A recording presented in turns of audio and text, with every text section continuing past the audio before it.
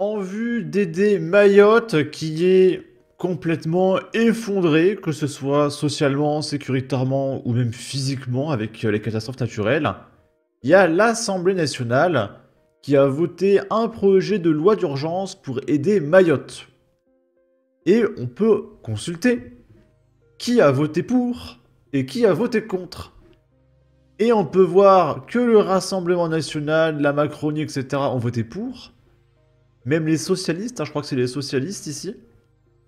Et que les écolos, les communistes et la France insoumise, soit ont voté contre, soit n'ont juste pas voté. Donc la France insoumise en a littéralement rien à péter de Mayotte. C'est bizarre, hein, c'est vraiment très très bizarre. Jaune de Lorraine qui nous dit 446 voix contre 2, le projet de loi d'urgence pour Mayotte est adopté. LFI s'est majoritairement abstenu et 2 députés ont voté contre. Et on peut voir ceux qui ont voté contre. C'est monsieur René Pilato et monsieur Jean-Hugues Ratenon. Jamais entendu parler, ils sont payés 24 000 € par mois. Il y a Elbrun Pivet qui nous dit Mayotte frappée par le cyclone Chido traverse une crise majeure. En adoptant la loi d'urgence, l'Assemblée nationale réaffirme un principe simple. Aucune Française et aucun Français ne sera laissé seul face à l'adversité.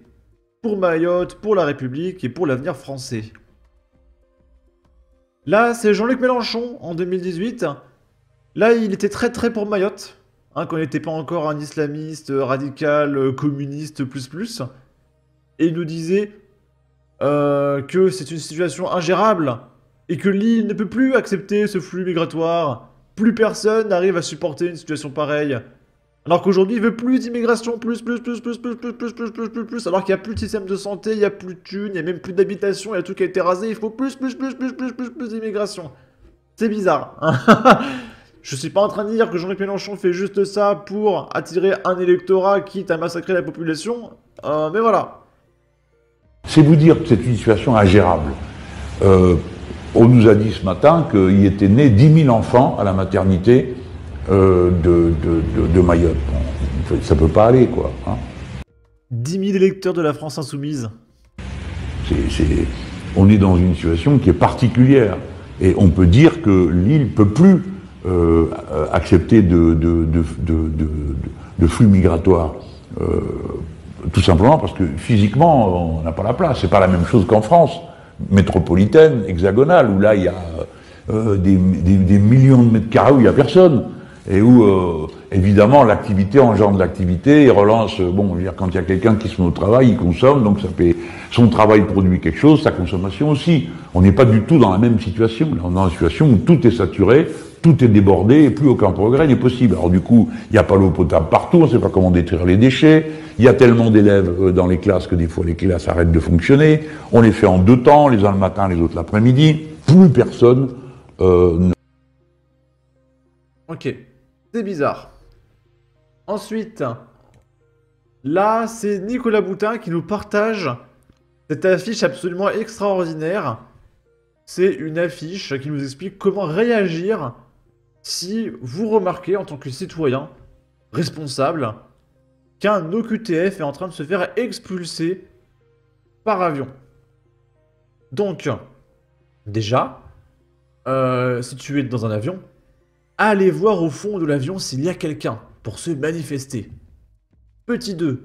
S'opposer. Quand les portes seront fermées, ne vous attachez pas, ne vous asseyez pas, ou relevez-vous.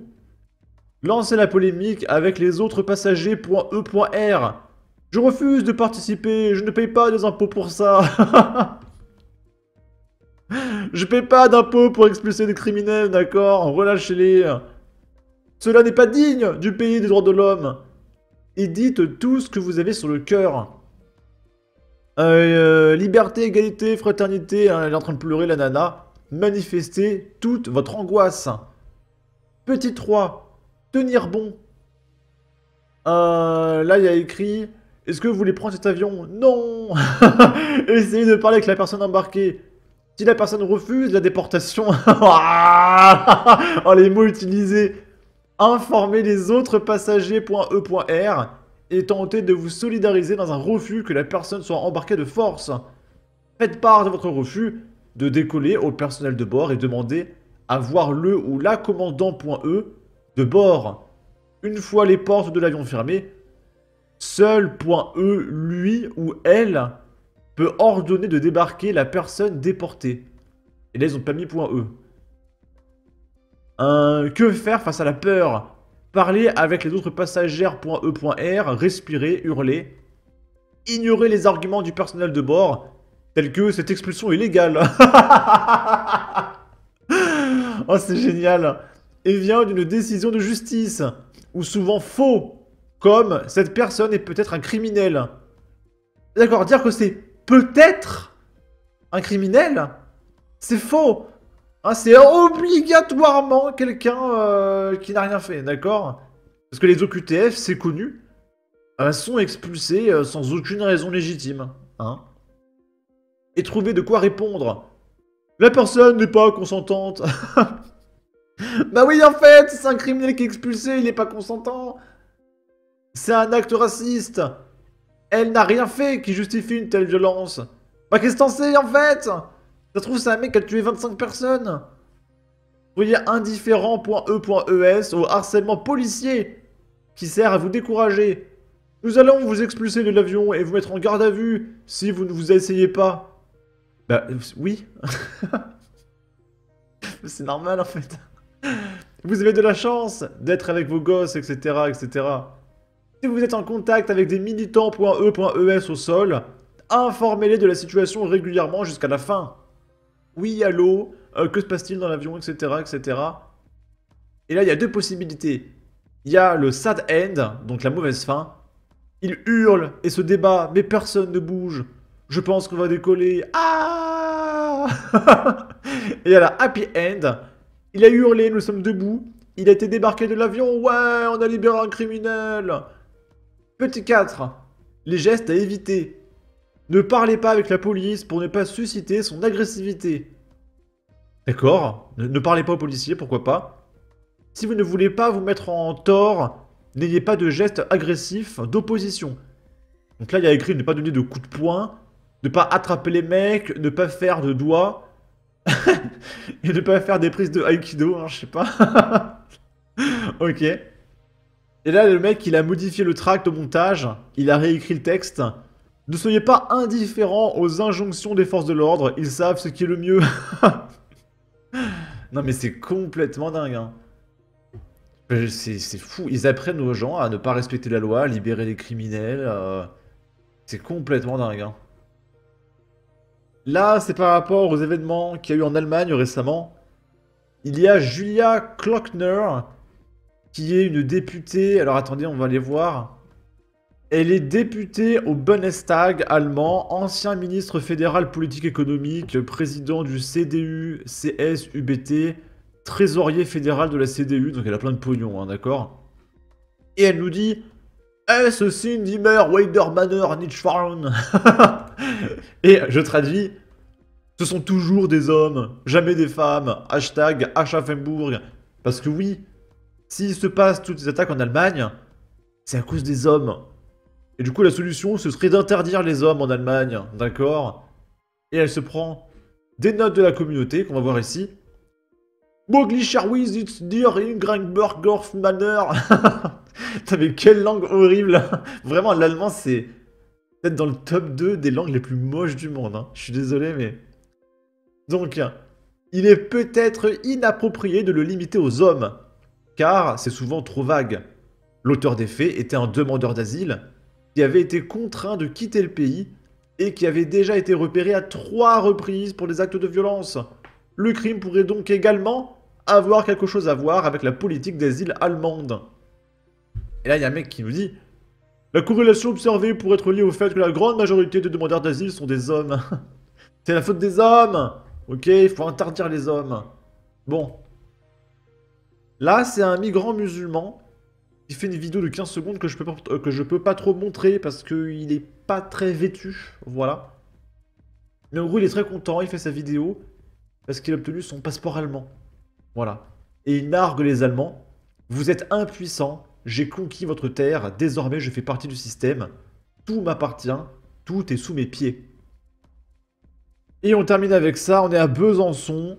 Kebab, bar à chicha, barbier. Ce sont désormais 6 commerces qui ont été attaqués à la calache en une semaine dans une stratégie d'intimidation probablement en lien avec le narcotrafic. Les mitraillages nocturnes ont commencé le 11 janvier aux dépens d'un bar à chicha dans la banlieue de Besançon. Le 15 janvier, la façade d'un barbier installé en plein centre-ville essuie une quinzaine de coups de feu. Samedi 18 janvier à Besançon, la vitrine du restaurant Grill House et aux abords de ce restaurant installé près d'une voie ferrée, littéralement mitraillé, les policiers ont ramassé une dizaine de munitions caractéristiques des fusils d'assaut AK-47. Quelques minutes plus tard, 3 voitures stationnées sur le parking d'un garage de la ville ont subi le même sort. Le véhicule transportant le tireur a ensuite roulé jusqu'à Audincourt, à 1 heure de route, où un snack de burger et un bar à chicha ont été à leur tour visés vers 3 heures du matin. Le choix de ces 6 cibles n'est pas un hasard pour le procureur de la République. Soit les personnes détenant en totalité ou en partie le capital de ces sociétés sont des proches de personnes déjà condamnées pour trafic de stupéfiants, soit ces sociétés sont en relation commerciale avec des personnes connues pour trafic de stupéfiants. Les pistes sont nombreuses, il y a plusieurs grilles de lecture, mais il est encore trop tôt pour en privilégier une. Et je précise que la maire de la ville s'appelle Anne Vigneault et elle est députée EELV. C'est une écolo. À Besançon, comme ailleurs, la hausse du narcotrafic s'accompagne de violences accrues. Depuis 2020, le bilan est lourd pour cette ville de 120 000 habitants. 7 homicides, plusieurs dizaines de blessés par balle et un débat politique quasi constant, régulièrement chahuté par l'opposition municipale sur ses choix politiques en matière de sécurité.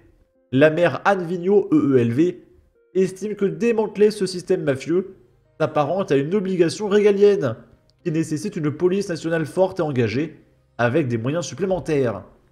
Donc même les écolos vont être obligés, vous vous rendez compte, d'appeler la police, quoi. Quasiment le fascisme. Sur ce, n'hésitez pas à donner votre avis, votre opinion, à partager, liker, commenter, ça aidera au référencement de la vidéo sur YouTube. Abonnez-vous, suivez-moi sur Twitter, prenez soin de vous, salut!